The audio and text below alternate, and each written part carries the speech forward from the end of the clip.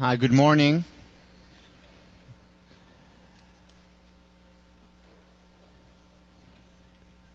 So, first of all, are there any junior parents here today? Welcome, welcome. I'm so glad you're here. I'm even gladder you weren't here on Tuesday. Yeah. So just a couple of announcements. Yeah, I was asking myself after Tuesday, are they ever going to take me seriously again? I hope so. Or will they love me tomorrow? So just a couple of announcements. First, there were many emails regarding the response papers, whether the gratitude letter that you write, you also need to submit to your TF as the response paper. So the answer is yes and no. All right, next. Yes, you do need to submit it. However, if the letter is too personal or you don't feel comfortable for any reason submitting it to your TF as well, just send your TF a note saying, I wrote the letter, and we'll take your word for it. And so you don't have to submit it, though. Would be great if you do.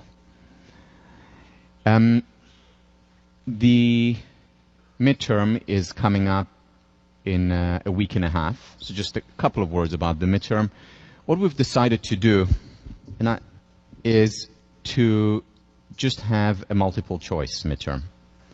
There'll be, I can't remember how many, 50 questions on the multiple choice, and you'll have the 75 minutes to do it. So we will allow for the 10 minutes or 15 minutes to get organized here.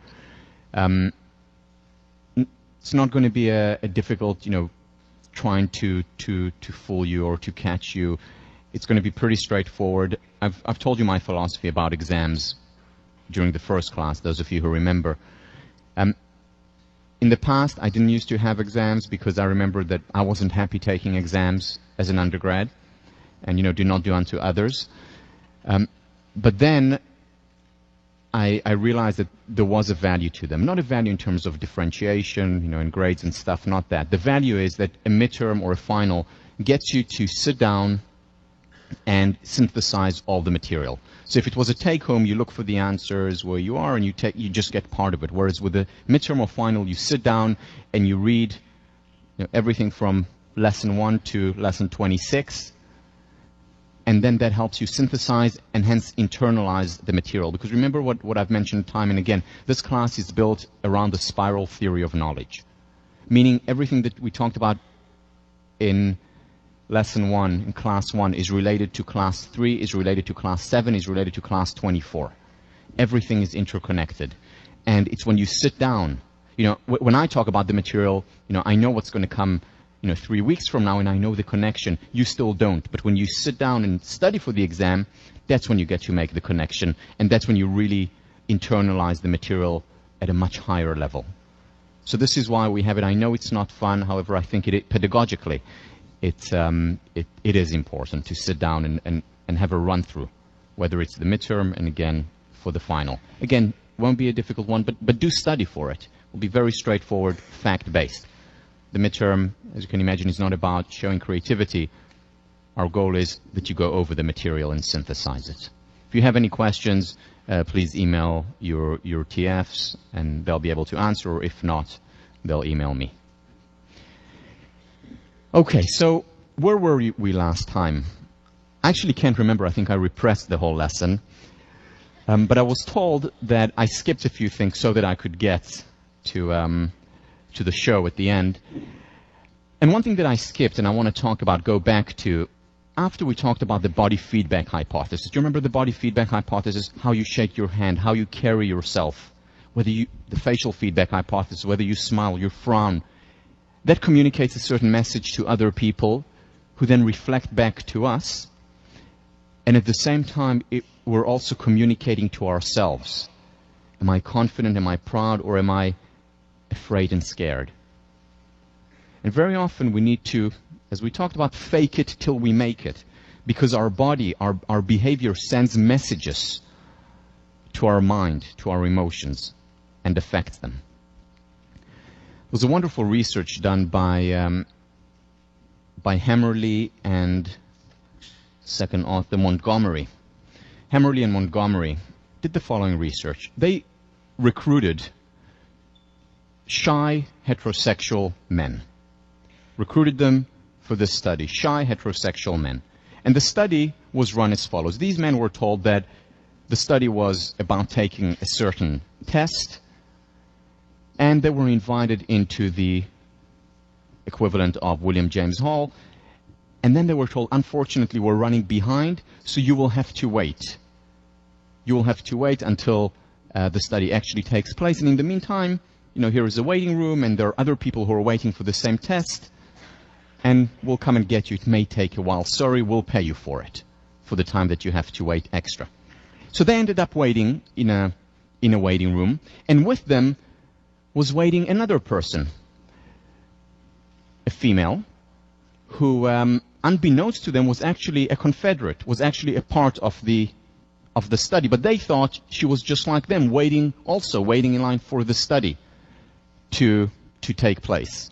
So they were sitting there for 12 minutes with a woman whose instructions was to strike up a conversation with this shy heterosexual man and to express a lot of interest and excitement about what they were saying. So they were listening and they were asking questions and, wow, really? And they were laughing at what they were saying for 12 minutes. And then the woman went into the experiment, or so they thought, and another woman comes in, again for 12 minutes, and she sits down with the shy heterosexual man and seems very interested and laughs at what he has to say and asks questions and so on and so on for 12 minutes. And then the next woman comes in as she goes into the experiment, and so on 6 times. 6 women sitting with a shy heterosexual man, being very interested in what they have to say, striking a conversation. 72 minutes total. And then they go into the real experiment, whatever it was. And then the next day, they're invited for the same experiment again. And once again, they go through the exact same procedure. For 72 minutes, they sit down with 6 women who are very interested in what they have to say. And of course, what really the experimenters were interested in was, what effect does this have? What effect does this behavior have on their shyness? And it had radical effects. So over the next 6 months, when they followed up on these men suddenly became far less anxious in general and specifically around women. They became less shy. These men, often for the first time in their lives, initiated relationships and started to date after 144 minutes of intervention. Radical difference, but there was a problem. What's the problem with many of these psychological experiments? That you have to debrief. Exactly. You have to debrief. So 6 months later, the study was over. The researchers invite the men in and tell them that this was just a study. And these women were actually part of the experiment. They were told to seem interested. Cruel, right? Well, less than they thought. It made no difference to these men. Because by this time, they were much more outgoing. They were doing well with the opposite sex. They were going on dates. They were less shy. It started a positive spiral. It didn't matter at all. 144 minutes changed their lives.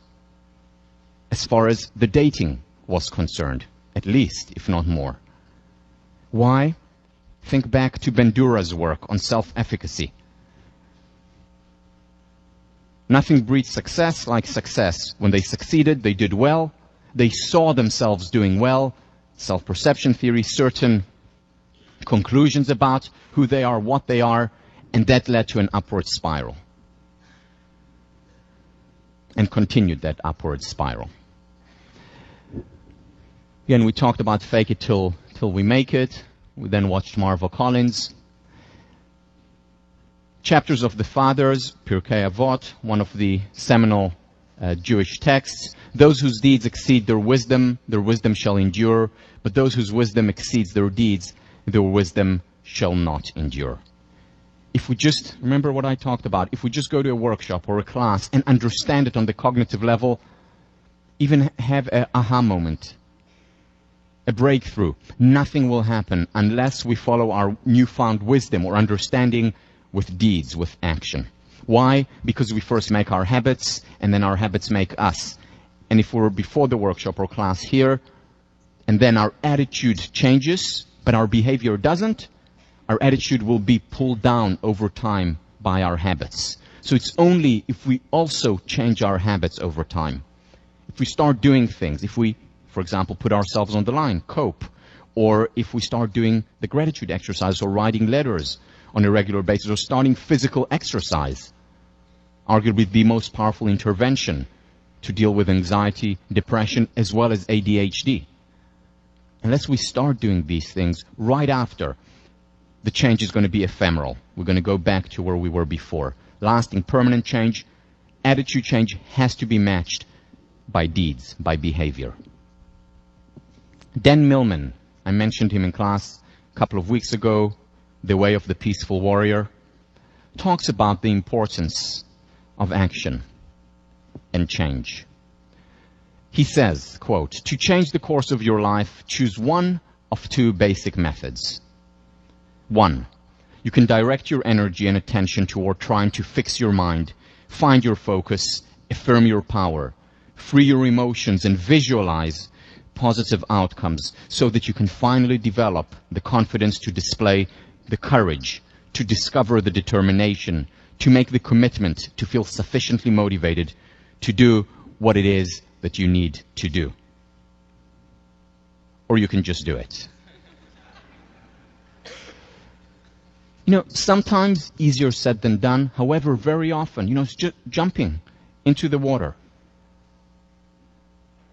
Just doing it, taking action, has the same effect as all the preparation, or even a better effect, and leads to an upward spiral.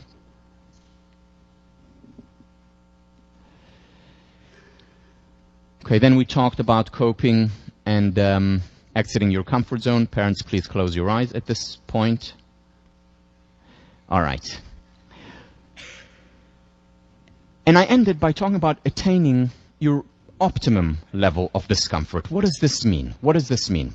So we can look at approaches to change or reactions to change, behavioral change, along the continuum of tension. Most of us, most of the time, are in our comfort zone. It's great, it's wonderful. However, when we're in the comfort zone, very little change happens.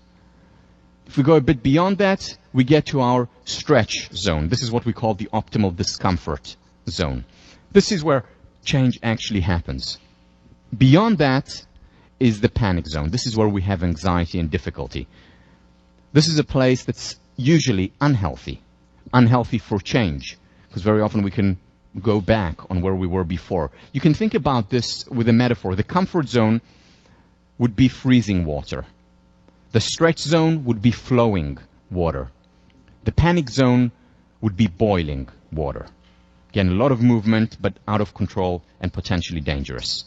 The best way to be usually is in the stretch zone. You will read about it next week when you read about flow. Flow is when you have optimal level of arousal, optimal level of tension. When the task that you're doing or whatever you're doing is not too difficult nor too easy. See, what I did at the end of last class was certainly, as I said, as you saw, I hope, out of my comfort zone. However, it wasn't enough, well, maybe, but probably not in the panic zone. Why? Because I already know you. You know, we've been together for over a month. It's already past ad drop date, so too late for you. So I wasn't taking that much of a risk. It was just stretching. And it was important for me to, I mean, it really is personally important for me to do it, because it does stretch me and get me more in touch with my humanity.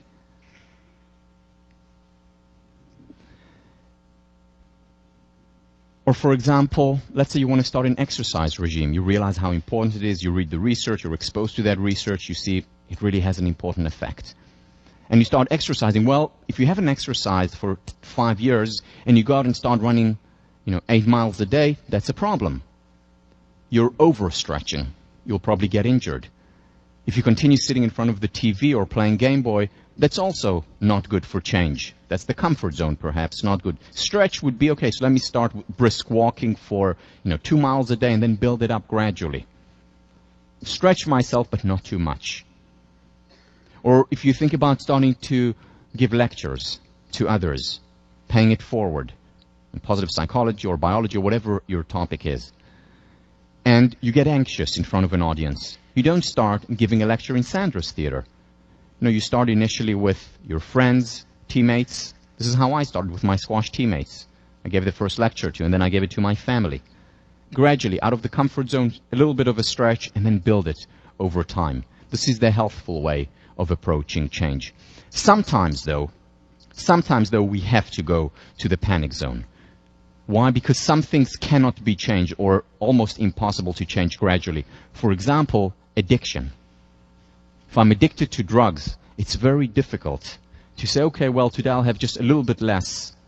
I'll inject a little bit less today and a little bit less tomorrow. It usually has to be abrupt. And then we're in the boiling realm. Then we're in the panic zone, quite literally at times, which is why we need help. In this area, we need someone to hold us, someone to comfort us, someone to protect us, because it is such a volatile zone and potentially dangerous. But generally, if we want to change, the healthy approach to change would be along the stretch zone. It's impossible to change in theory. I've said this so many times, and yet very often, people who take the class, as you know, many of them do change. Many of them do say, well, my life is better today for having taken it. And other people say, well, I took the class and it didn't make a difference in my life. It was a fun experience at times, the pink shirt and others, but it didn't make a real lasting difference in my life. Not in all cases, but in almost all cases, it's because there wasn't behavioral change associated with the attitudinal change or with the insights or understandings or recognition. There has to be a bias for action. And that bias for action, just to name a few examples, to increase confidence, we do it by taking risks, not by talking and thinking about or standing in front of the mirror and saying to myself, I have a lot of confidence, I have self-esteem, I'm great, I'm terrific, I'm gorgeous. Not enough. How do we reduce stress in our lives? And we'll talk about this next week. By simplifying, by doing less rather than more. And we'll talk about how actually doing less at times doesn't just lead to more happiness, it also leads to more success, more creativity, as well as productivity. But we can't reduce the stress in theory. Chipping away through the gratefulness, creating more positive channels, becoming more of a benefit finder over time. It takes time, it doesn't happen overnight. The nice thing, though, is that when we're afraid, when we think it's too much for us to take certain action, we can use our internal simulator. Remember, the mind doesn't know the difference between the real thing and the imaginary thing. And if we imagine something, if we, in the CBT language, if we engage in exposure, either through the imagination or through actual action, when we engage in exposure, over time we become more confident, which is, as I told you, what I do preparing for lectures, seeing myself doing it in my mind's eye, and the mind doesn't know the difference in the real and the imagined, and over time we become more confident. It's a good start, it's not enough, but certainly goes hand in hand and a very useful technique to explore and to try. So all this is well and good, and I'm sure some of you are thinking about it, and actually some came after class last time and talked to me about it and said, okay, so we know action is important, but there's a problem. And the problem is that I don't, or many people don't, have enough discipline to engage in this action, to get out and run 3 times or 5 times a week. We're lazy. It's much more fun playing with our Nintendo than going and doing yoga for an hour, at least initially. So I don't have enough discipline for change. I just want a quick show of hands here. Be honest. Put up your hand if you believe that if you had more self-discipline, now you may have a lot of self-discipline or very little self-discipline, but if you had more self-discipline, you could potentially be happier and or more successful if you had more self-discipline. Be honest. I mean, my hand is very much up. Okay, so it's most people think that. So I have good news for you and bad news for you. I'll start with the bad because I like finishing on the positive. So the bad news is you ain't going to get any more self-discipline. What you have, what you got, and what you will get. That's it. Sorry. Tough luck. Most people, overwhelming majority of people, think that they need and want more self-discipline and believe that they don't have enough. And most, just about all people, cannot get any more self-discipline. Nature, that's it. So that's the bad news. The good news, it's actually not that important, neither for success nor for happiness. You can be more successful and happier with the self-discipline that you currently have. How? If you change your focus from relying on self-discipline for bringing about change to introducing rituals. Changing your focus from self-discipline to rituals. I'm going to talk about an idea now that is talked about in greater length in The Powerful Engagement by Jim Lohr and Tony Schwartz, an excellent, excellent book. And what they're talking about is essentially a paradigm shift. A paradigm shift where we need to stop trying to get more self-discipline because that in and of itself is not enough for success, for well-being, for change. And it's because people rely on self-discipline for change. That's the reason why most organizational as well as individual change efforts fail. So let me share with you a fun study. This was done by Roy Baumeister, one of the leading social psychologists of the 20th and beginning of the 21st century. Great researcher.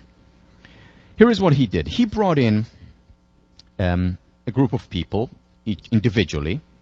So the person walks into the experiment, and they're told, once again, you'll have to wait in this room, a waiting room, for the experiment to start. So the person sits down. There is a table right next to that person. And on the table, there's a bowl. And in the bowl, there are freshly baked chocolate chip cookies. Just came out of the oven. Smell the aroma engulfing them, you know, like in those cartoons going into their nose. Phenomenal smell. They're sitting there next to the chocolate chip cookies that are in a bowl. The experimenter puts it down and says, I'll come pick you up in about 10 minutes for the experiment. They walk out, and as they're walking out, they tell them, oh, and just, by the way, these chocolate chip cookies, they're for the next experiment, so if you don't mind, don't touch them. So you're sitting there, almost dying, but you're not touching it. And 10 minutes later, the experiment does come in, takes you to the experiment. The experiment is a very difficult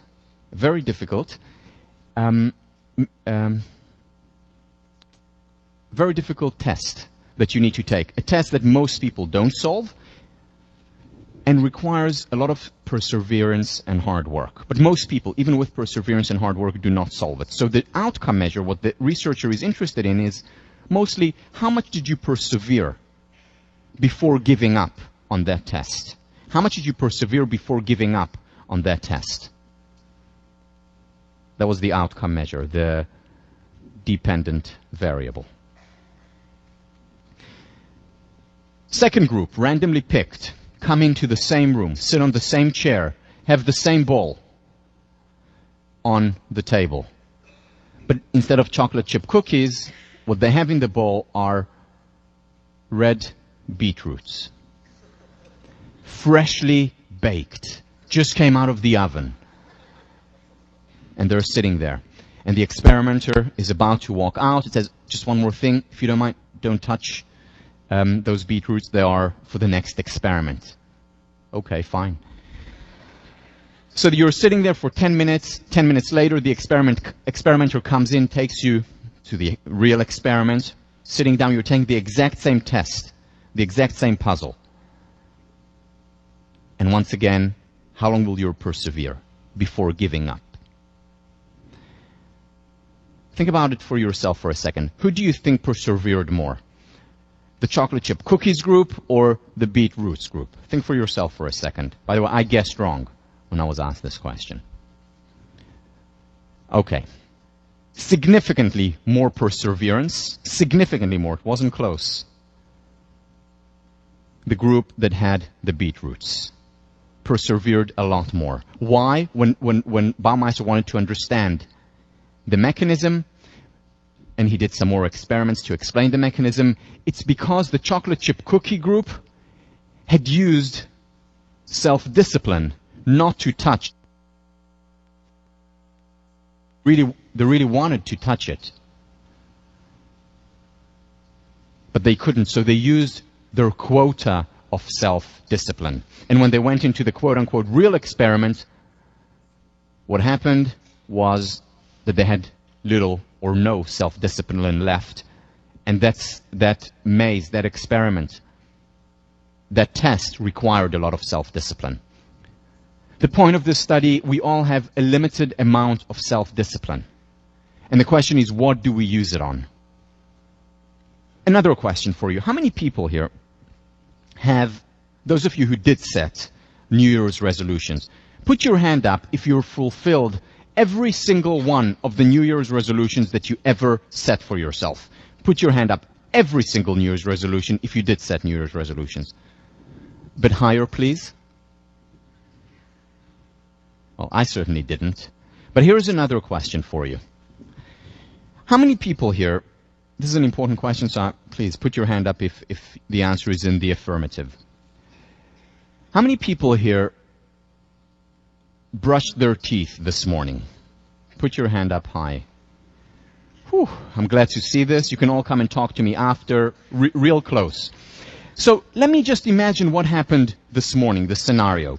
So you got up in the morning, you were tired, and then you said to yourself, okay, today's the day. Today's the day. I'm going to do it. I'm going to brush my teeth this morning. Right? And to really motivate you as you got out of bed.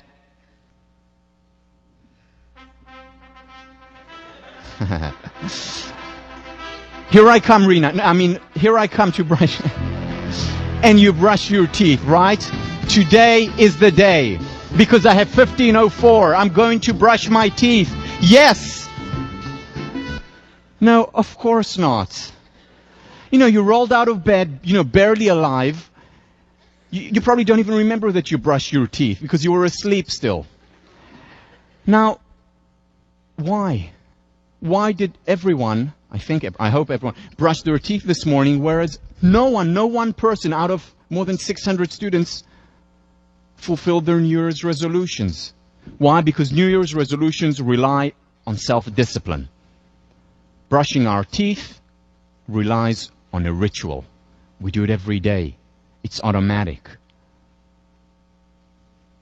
Now, there are rituals. We know brushing our teeth is important, and people won't talk to us if we don't. But we also know that physical exercise is very important.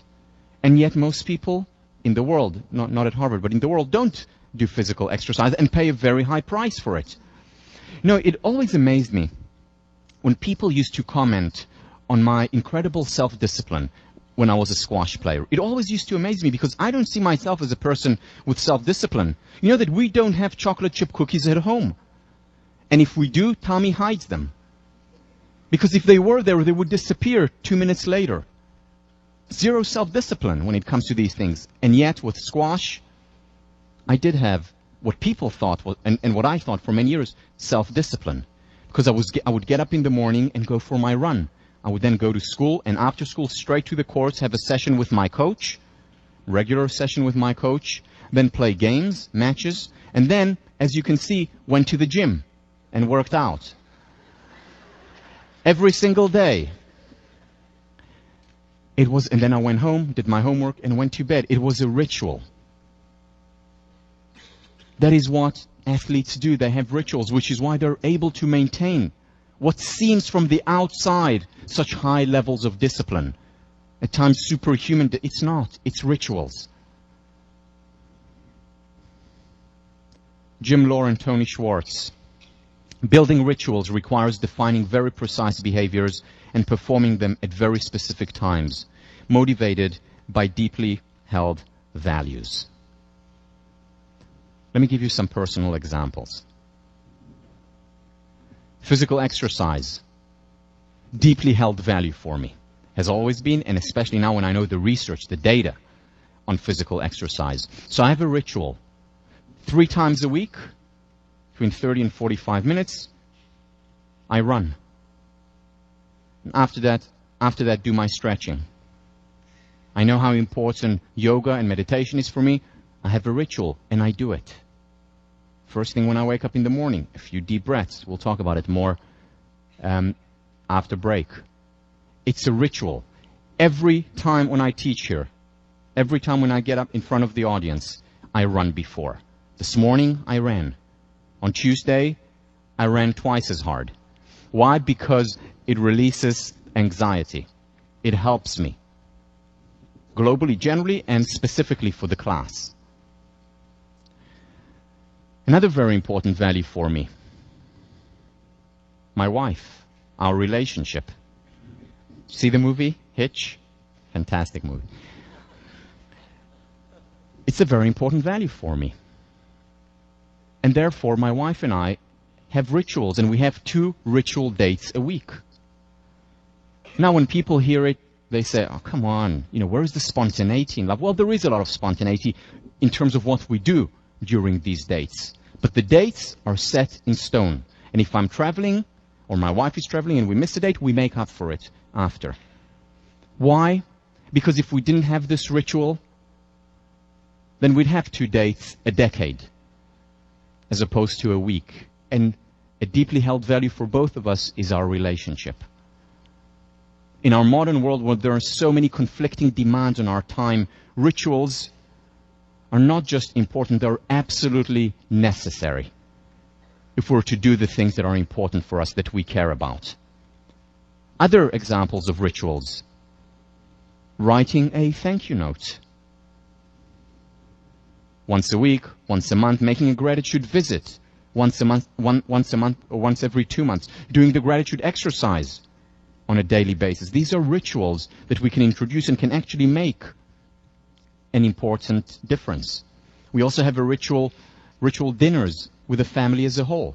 So every Shabbat dinner, Friday night dinner, we have together with the family. It's a ritual. It's a wonderful ritual. During the week, we also have days when we're together, because family is an important value to us. Now, sometimes, for example, because of travel or other reasons, rituals are broken. Then you can make up for it later. There can also be negative rituals. 3 hours of not checking email. I know it's hard, but it's an important ritual. And we'll talk about the effect of having our email on constantly. Because when we're constantly connected to technology, we're often disconnected from the important things in our lives. We'll talk about that after break. Rituals, introduce rituals. One of the fears that people have when they hear about rituals is that they say, well, that will take away from my productivity, and if not productivity, creativity. Not so.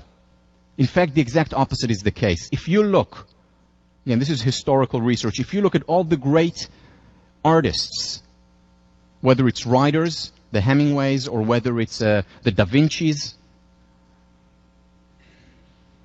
they had a ritual in their life, and the ritual was, for example, from 7 to 10 a.m. in the morning, I write, no matter what.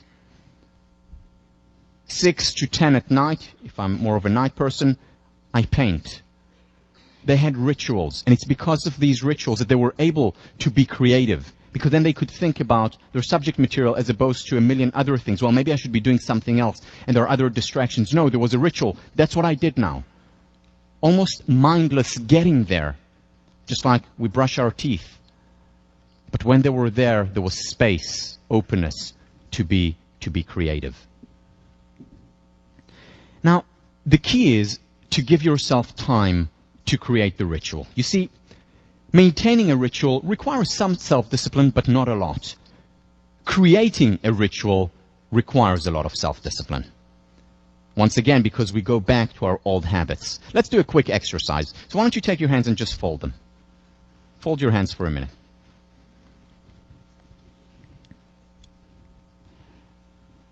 All right. Now, continue to folding your hands, only this time in the opposite direction, meaning this hand below and this hand above. Yeah. I see especially the men are not really getting it, but it's okay. Now, how does that feel? Not comfortable, right? Now, this is such a simple movement, folding hands, and yet we feel very uncomfortable. Something is wrong here, and we want to go back to our folding before. Much more comfortable. We first make our habits, and then our habits make us. Okay. So the key is, here we're talking about a very simple change, folding hands. How much more difficult is it when we have habits that we've cultivated for many years and are much more significant in our lives? Very difficult to change them. It takes time. William James, as I mentioned before, says it takes 21 days to change a habit. Lauren Schwartz, in their book, The Powerful Engagement, talk about 30 days to change it. And of course, it depends on what habit. So give yourself 30 days to start the gratitude. Give yourself 30 days to build a new ritual of exercising regularly. And the key is to give yourself no more than 1 or 2 rituals each 30 days. Why? Because as we mentioned earlier, it takes a lot of self-discipline to create a ritual, and we don't have much self-discipline.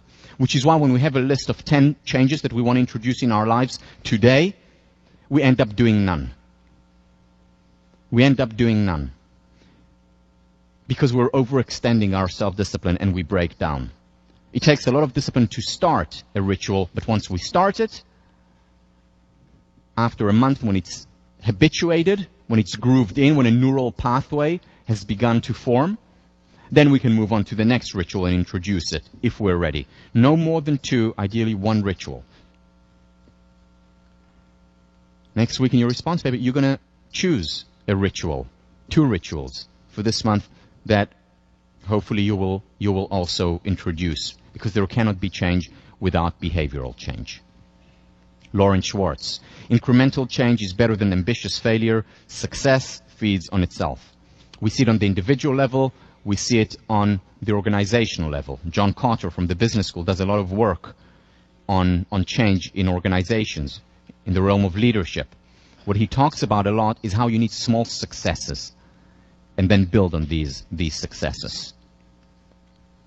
The Dalai Lama, there isn't anything that isn't made easier through constant familiarity and training. Through training, we can change. We can transform ourselves.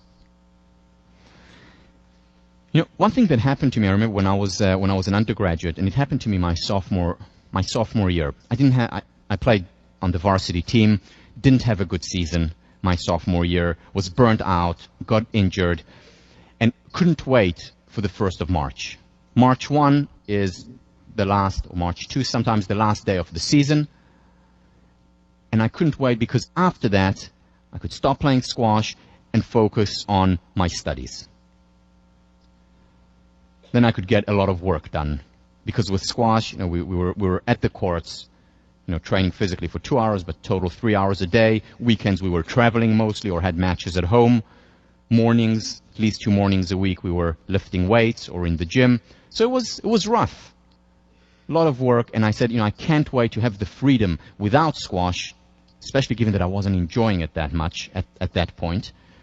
Can't wait not to do it anymore and just to focus on my classes, catch up on all the readings and writings and stuff. March 1 came, I stopped playing completely, and instead of becoming more productive, I became far less productive. Now, I see a lot of you nodding. The athletes know what I'm talking about. Why did I become more, or rather less productive? Procrastination, whoa, skyrocketed. Why? Because for years I've been told that I'm a person with self-discipline. And I started to believe it. Yeah, I have a lot of self-discipline. Look at me. I train so hard. I work, when I played on the circuit 6 hours a day. That's a lot of self-discipline. And suddenly, the squash season ended, and I said, all right, let's see this discipline at work. And I wasn't getting any work done. Why? Because I gave up my rituals. You see, during the season, those of you who play varsity or are very involved in music or a club know that. When you're investing a lot in a certain organization, your time has to be ritualized. So you know that you're in practice then, or you're at the Crimson at these hours, or you're having meetings at these hours, and after that you have to go back and work because you only have 2 hours to do it and you want to get an okay night's sleep. You have rituals, and you're productive and you're creative. And suddenly the rituals go away, and you say, okay, now I'm going to work more, and the exact opposite happens. Because we have a limited amount. It was only when I came to terms with the fact that I have a limited amount of self-discipline, it's only when I came to terms with the human nature to be commanded must be obeyed, it was only then that I actually became productive again, because I created new rituals in my life after that. Rituals, very important and significant. The only way for lasting change. Let me talk about cognition now, the C. So we talked about affect, emotions, we talked about behavior, how important that is, both acute and gradual. Let's talk about cognition. We'll talk again about cognitive reconstruction, which is the gradual way of bringing about change. And then we'll talk about the faster way of bringing about change, which is the eureka experience, the aha moment. So first, cognitive reconstruction.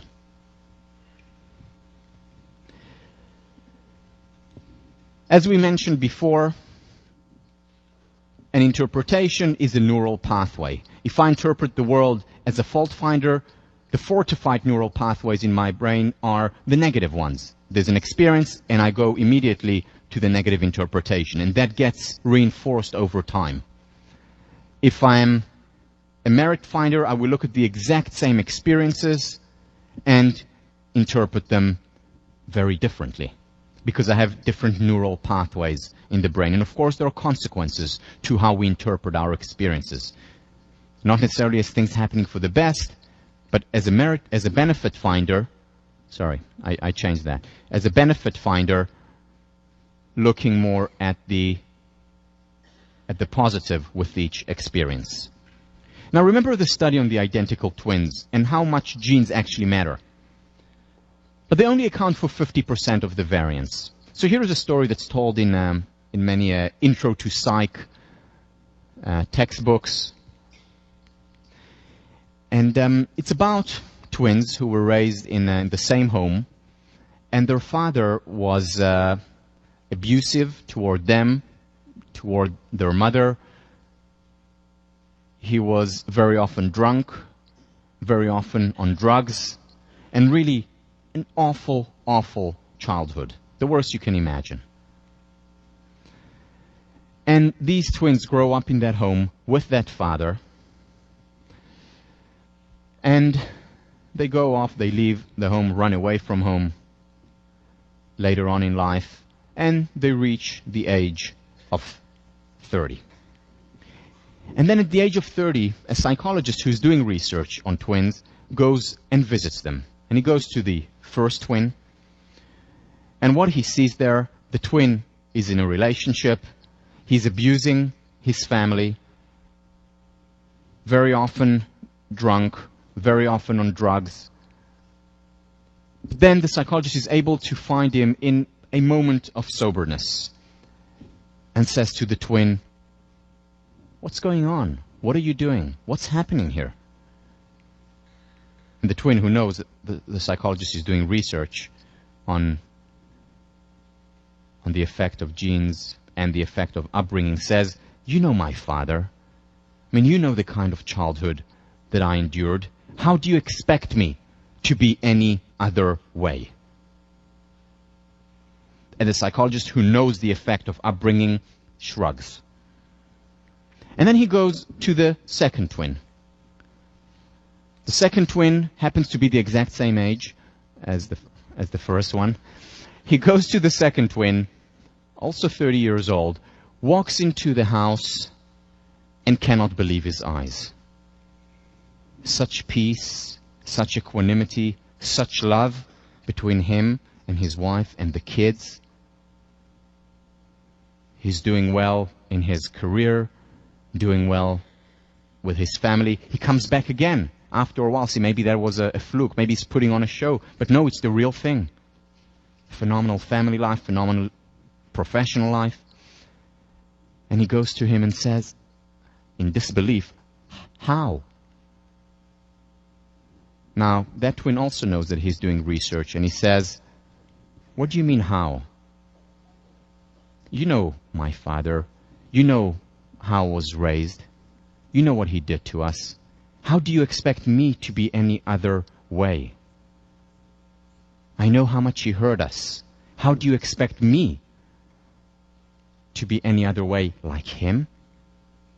Same experiences, monozygotic twins, same genes, radically different interpretation. One continuing the hell that he endured as a child, the other creating a heaven. All because of interpretation. What do you do with it? Well, I have no choice. This is the way I was raised. This is the model. Passive victim. The other, I'm not going to be like that. I'm not going to be like my father. Active agent. So much of it is a matter of interpretation. Happiness, well-being, as we've mentioned many times before, is not so much contingent on external circumstances, not so much contingent on our status or the state of our bank account. It's contingent on our state of mind. The thing to remember, though, is that there are no shortcuts, unfortunately. There are no quick fixes, unfortunately. If there were, I promise you, I would have told you. If I find out next week about a shortcut, even if it's over spring break, you'll get an email from me. But I don't think there are. And very often the hope of finding a quick fix leads to more unhappiness. Here are some examples of cognitive reconstruction. This is work done by Tomaka on whether we perceive an activity as a challenge or as a threat, because we can perceive the exact same activity and cognitively reconstruct our understanding of it. So let me give you an example. When after being thrown out of Cambridge, I applied for PhD programs. One of the programs I applied to was here, was hoping to get in. And when I got in, wanted to come back, because overall I had a very good experience here as an undergrad, with all the difficulties and hardship. I was glad, wanted to be back. And when I got in, I suddenly became a little bit concerned, because I said, I experienced a lot of anxiety as an undergrad. A lot of anxiety as an undergrad. And I said, I don't want to relive that again. Maybe I should go elsewhere. And then I turned it around and I said, okay, instead of looking at Harvard as a threat to me, to my calm, I'm going to look at it as a challenge. And my challenge became explicitly, I wrote it in my journal, wrote about it, thought about it a lot, explicitly.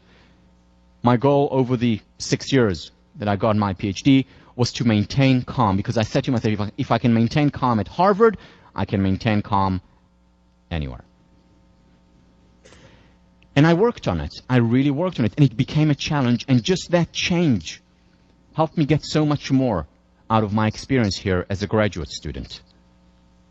Even through the hardships, the generals and the failures and the anxiety. But overall, a much better experience. Recently, I just did it. So, once in a while I travel right after class. So 3 weeks ago, I traveled to Florida. And I had a very important talk there with a company that I really wanted to work with. It was my first event there. company that I cared about, that I think is doing fantastic things around the world, and I really wanted to do well.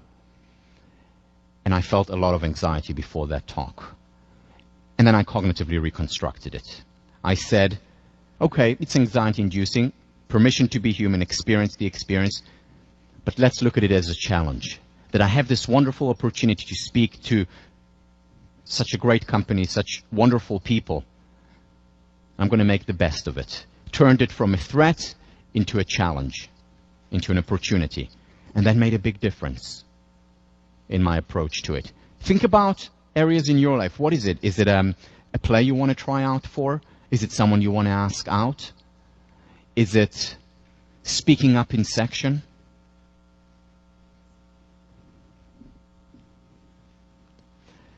This is a study. Those who took Psych 1 or Psych 15 have encountered that. The work of Schechter and Singer back in the early 60s. Today they would never be able to get this past the ethics committee, just like Milgram wouldn't have been able to get his study passed. Here is what they did. So they brought people into the experiment and injected them with epinephrine. Epinephrine arouses the body. It shots of adrenaline. But they thought it was just vitamin C. They didn't know it was epinephrine. And then they were sitting in the experiment, waiting for, again, the real experiment. They were sitting in the waiting room. And while they were sitting, they were asked to fill out a questionnaire. Now remember, they just got a shot of adrenaline, but they didn't know that they got a shot of adrenaline. So they're sitting, filling in a questionnaire, and in the first condition, the questionnaire had very provocative questions, to say the least. For example, one of these questions was, so how many men did your mom sleep with before she got married to your dad? That's one of the questions. You know, they would never be able to get away with this study today, but, you know, back in the 60s. So they were answered this. Now next to them, there is a Confederate, someone whom they don't know is part of the study, and this guy is going ballistic. How dare they, really getting angry, and then you get angry too. And you get even angrier than the control group who went through the exact same thing except for the fact that they didn't get the injection. So what they did was they saw their bodies as getting very aroused, and they interpreted this arousal as, oh, I must be really angry. And they really did get even angrier than they would have. I mean, they got angry in the control group as well, but less angry than those who were injected the epinephrine. Now, second condition. Also injected, had a questionnaire without any provocative questions, and next to them there was again a Confederate whom they thought was also doing the experiment. And that Confederate found, by happenstance, a hula hoop on the floor and started to shake it, and dance and, was going crazy there and happy and laughing. And the person who was just injected the epinephrine went wild. So happy and joyous, much more happy than the control group who were in a room with a person dancing with a hula hoop but did not get the injection. In other words, he interpreted the raise in adrenaline, oh, I must be really happy now. And they were really happier. In other words, very often it's the interpretation, in this case, of a physical symptom that determines what we will feel, joy or anger, because they're quite similar. In both of them, there is an adrenaline rush. So how do we interpret a situation as arousal or as euphoria or as anger? Here's another study. This is done by Lee Ross and his colleagues. They asked people, college students, he's from Stanford, college students, to volunteer their most generous and benevolent friends, to name them, and their most competitive, cutthroat friends, and tell them who they are. And then they contacted them to be part of a study. And what they wanted to see was their behavior in a situation, in a game, where you can cooperate or you can be competitive. The intervention was that these students were randomly divided into two groups. And in the two groups, there were people who were deemed very competitive or people who were deemed very generous and benevolent. And in the second group, same thing. Half of the people were very generous and benevolent. Half of the people were very competitive and cutthroat, as perceived by their friends. And in the first group, they got a game, and the game was called the community game. And the second group got the exact same game, a game where you had the opportunity either to cooperate or to compete. But the game, instead of a community game, even though it was the exact same game, it was called Wall Street game. And they wanted to see how many people cooperate versus how many people compete. And they wanted to see what predicts it. Well, whether the participants were deemed cooperative or competitive predicted nothing. Nothing.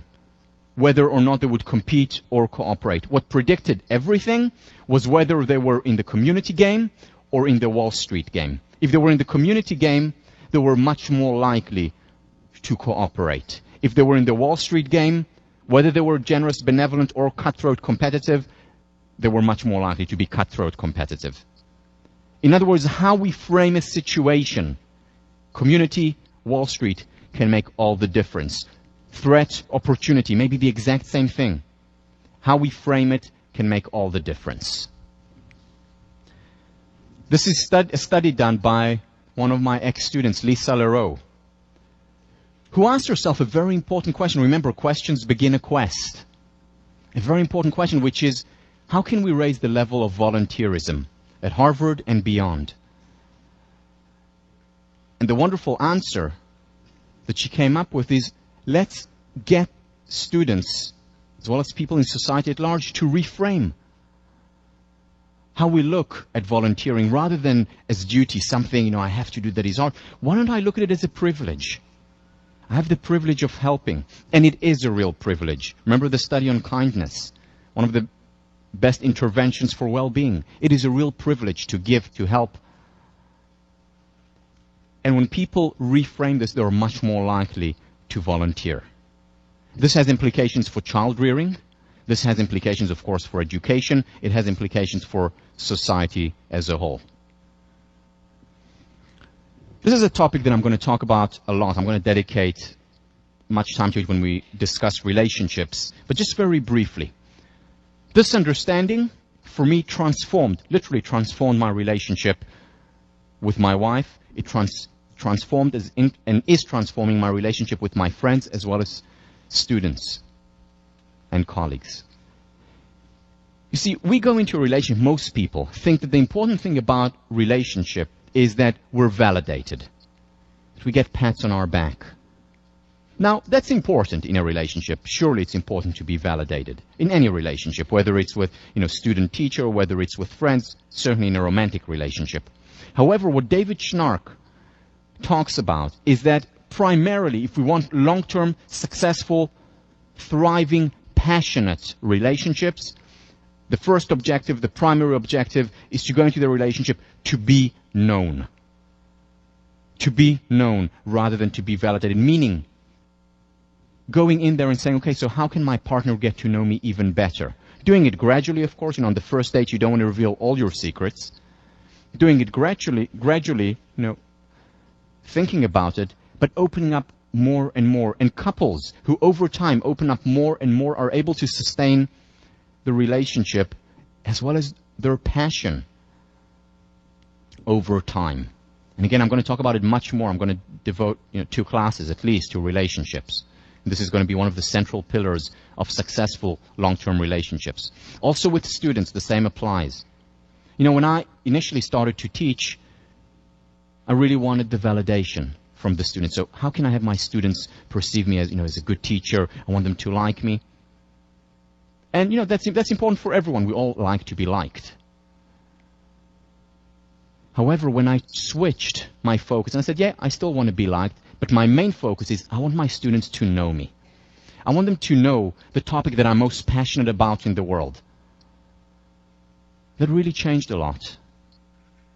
It was no longer to be validated, i.e. to appear perfect, but it was to be known as a human being, of course, permission to be human. And that actually improved my teaching a great deal, and I enjoy it so much more because there's so much less pressure on us in a relationship, any relationship, when we go in with the intention of being known, of expressing rather than impressing.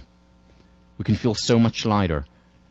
And the wonderful thing is that it also makes the relationship so much healthier. But again, much more on that because it's so important topic. We talked about this a lot. How do we perceive failure?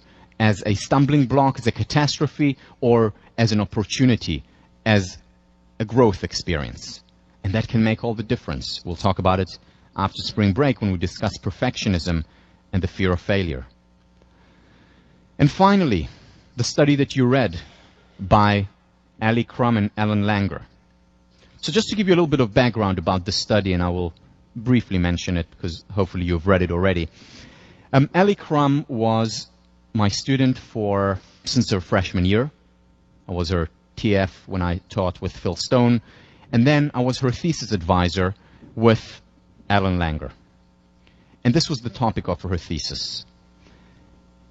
When Ellen Langer came up with the idea for the thesis, and she told Ali and me, this is what I think would be a very interesting study, I took Ellen aside after the study, after the meeting, after Ali went away, and I told her, Ellen, I don't think it's fair.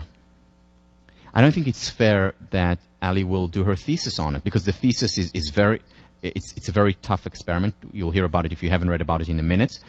It will take a lot of time from her. She's not going to get any results. Now, you can write a senior thesis with getting a null result, without getting a result. That's okay. But I said, why waste her time, her senior year? And she said to me, it will work. I said to her, no, it won't. And boy, did it work. Now, I've learned since then not to argue with Ellen Langer because she has ideas that you would never think work, but they do. Like the study we mentioned with the 1979 going back to 1959, or with the eye test being simply in a flight simulator improves your eyesight. Again, ideas that seem fantastic, but she proves them right. So the same happened here with this study. The study was that Ellie went to hotels and worked with the ladies who were cleaning the hotels. And she went to them, to two groups, and told both groups the importance of physical exercise. And she said, this is, something brought to you by your hotel, just to show you, to help you how important exercise is.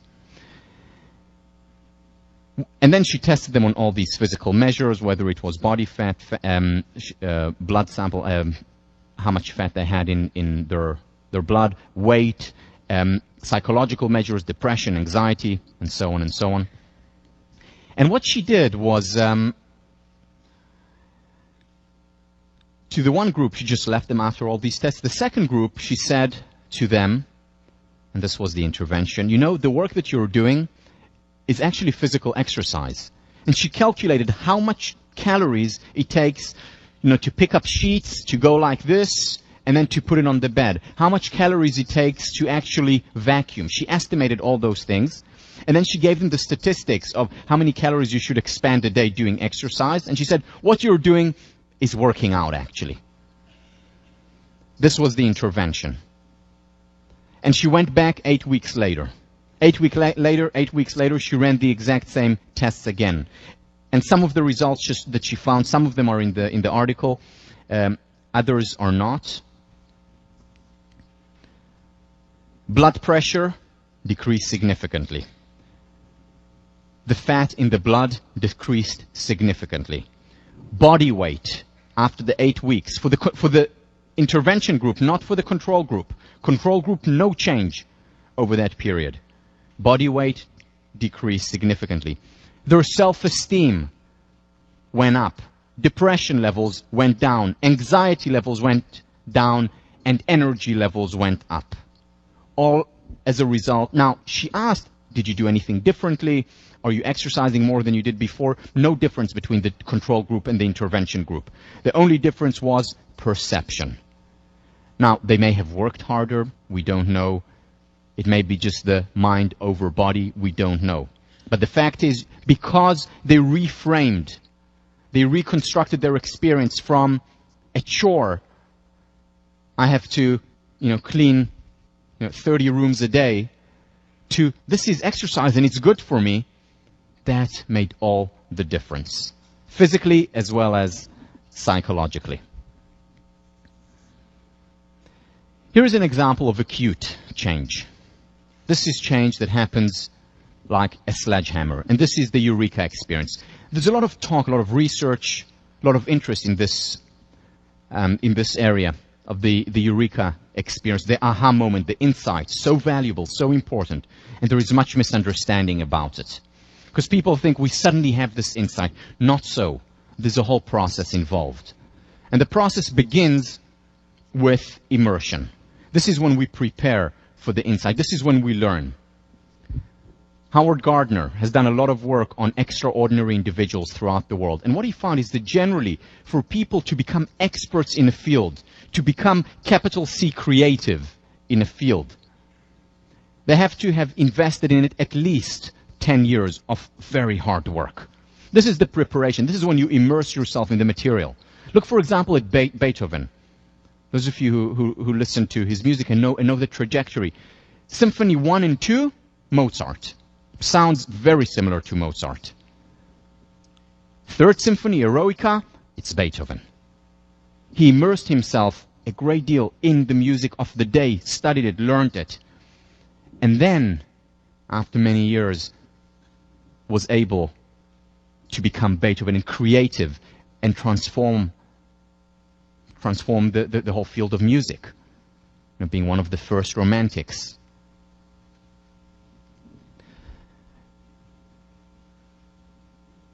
Second stage, after we prepare, and it takes, again, a lot of hard work, whether it's preparation that was done by Bill Gates when he was skipping class, or whether it's Bill Clinton, a lot of preparation before you become an expert in a field and are able to introduce, create capital C, creativity. Have that eureka, the insight. Second stage is incubation. And you sit with all the creative individuals. After you immerse yourself in an area, you do nothing. You just allow it to marinate. For example, it's no coincidence that we get some of our best ideas in the shower. It's no coincidence that Archimedes got his best idea in the bath. Mozart used to spend hours a day just driving around Salzburg. And then suddenly he would have the aha experience, the eureka. And he said, I could hear the symphony in a second. In a second he could hear just about everything. Okay, so that's Mozart. But you hear Shakespeare would spend hours driving around in his carriage, and then suddenly would have the insight, okay, so this is what the story is about. And then he would go on and write it. The incubation stage, so important. J.P. Morgan. I can do a year's work in 9 months, but not in 12. J.P. Morgan understood, arguably the greatest entrepreneur this country has ever seen, understood the importance for creativity of taking time off. Today, business people, leaders, don't take enough time off because we think it's a waste of time. We think that if we just sit there and do nothing, we're really doing nothing. Well, no, the mind works. The mind works and the mind needs it for the creative insight. In fact, leaders, I know many of you will go into leadership positions, need time off more than anyone else because they need to be creative. They need to think about the next thing for the company, for the organization. Taking time invaluable, not just for memory, also for creativity. One of the things that I do when I work as a consultant in organizations is I just take the management on a retreat with no agenda. We're just going to hang out. And very often, within as little as half hour or an hour, ideas begin to come out. Why? Because for the first time, they have time. No coincidence that we often wake up with a solution to a problem we had, because the subconscious mind is making connections then. Joseph Campbell. You must have a room or a certain hour or so a day when you don't know what was in the newspapers that morning. You don't know who your friends are. You don't know what you owe anybody. You don't know what anybody owes you. This is a place where you can simply experience and bring forth what you are and what you might be. This is the place of creative incubation. At first, you may find that nothing happens there, but if you have such a sacred place and use it, something eventually will happen. And very often it's during these incubation times, during these time-ins, during those times when you have an opportunity to reflect, whether it's on a response paper or just hang out and listen to music, that's very often when the aha moment comes, the eureka experience, the 1 second I see the symphony. You know, in some way you can think about an analogy of how this happens. You can think about stage one, or you can think about it in the context of sexual intercourse, of making love. Preparation and incubation can be the equivalent to foreplay. The eureka experience, the orgasm. Now, the important thing to understand about this process is you have to go through preparation and incubation to get to the eureka experience. In other words, you need the foreplay. Did you hear that, men? You need the foreplay to get to the next level. It's important. It's part of the creative process. It's significant. It's very significant for love. It's significant also for this process. And then afterwards, after you've come up with the eureka, that's when you evaluate and you ask yourself, is this a good idea? Does it work? Or is it just something that, you know, a whim and most ideas, most eureka experiences actually end up not working. And therefore, evaluation is important. Is this really a good piece? Is this really a good idea for the story? Shakespeare asked. Is this really a good idea for a philosophical treatise? Descartes, who spent a lot of time on his own reflecting. Is this a really good idea for a philosophical treatise? Is this a good business plan? Is this the next Facebook? Or is it just something that I had, you know, an idea that I had at 3 a.m. in the morning and someone has already done it, or it won't work? Evaluation is important. There are many ideas out there. Not all of them work. Or to go back to our analogy of making love. So you have the first stage, the foreplay, you have the orgasm, and afterwards, here is the question that you may be asking when you evaluate it.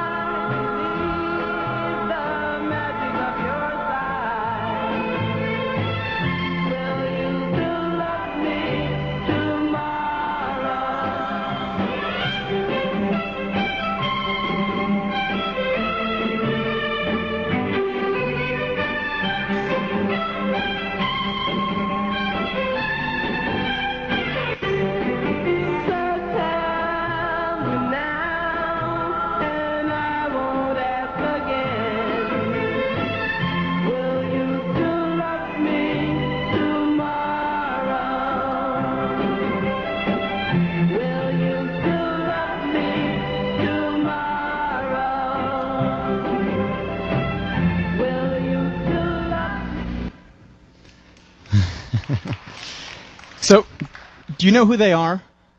I mean, not the parents. Do the students know who? Do you recognize them? The Shirelles. The Shirelles. Actually, my favorite group. Really, my daughter's name, some of you know, is Shirelle, and we were looking for a name that would make sense in Hebrew as well as in English, and my wife came up with the name Shirelle, and which means in Hebrew "song of God," and then you have the Shirelles. So it was just when we found out that it was just the perfect name. You know what I love so much about it? You can see, you know, the naivete in the dance. I love that era. Just love it. Just love it. Anyway, go on YouTube and do the Shirelles. You'll see other songs by them. So this is when you evaluate.